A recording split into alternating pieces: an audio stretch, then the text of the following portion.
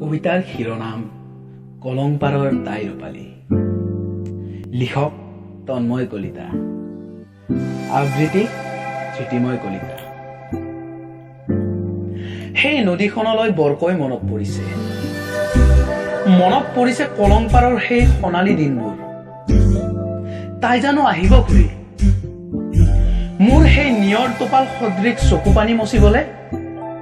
তাই জানো আহিব আজি মোৰ মনত উঠি থকা সেই সাগৰ সদৃশ বেদনাবোৰ উপলব্ধি কৰিবলে? জানো তাই নাহে। তাইতো এতিয়া ভাল পাই অট্টালিকা নাইবা হোটেলৰ বিলাসী কোঠা, ভাল পাই তাই গাড়ী মটৰ আৰু ধনীৰ দুলালক।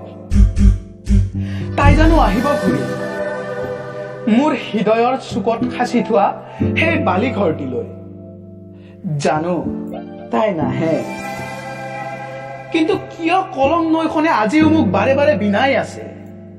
তাই চাগে পাহৰিলে নদীৰ পাৰৰ সেই বকুলজোপাৰ কথা। পাহৰিলে চাগে তাই নদীৰ পাৰত বহি কটোৱা সেই সময়বোৰৰ কথা। তাত সেই বকুলজোপাত ফুলবোৰ আজিও ফুলিয়েই আছে, কলং নৈৰ সোঁত আজিও বৈয়েই আছে। কিন্তু সেই বকুলজোপাৰ তলত বহি সময় কটাবলৈ আজি কোনো নাই। তাই মাথো দি থৈ গল মিছা আশা আৰু মিছা প্ৰতিশ্ৰুতি, দি থৈ গল প্ৰতাৰণাৰ এখনি ৰঙীন ছবি। আৰু এই ছবিৰ শিৰোনাম দিলে কলংপাৰৰ তাই ৰূপালী, কলংপাৰৰ তাই ৰূপালী। ধন্যবাদ।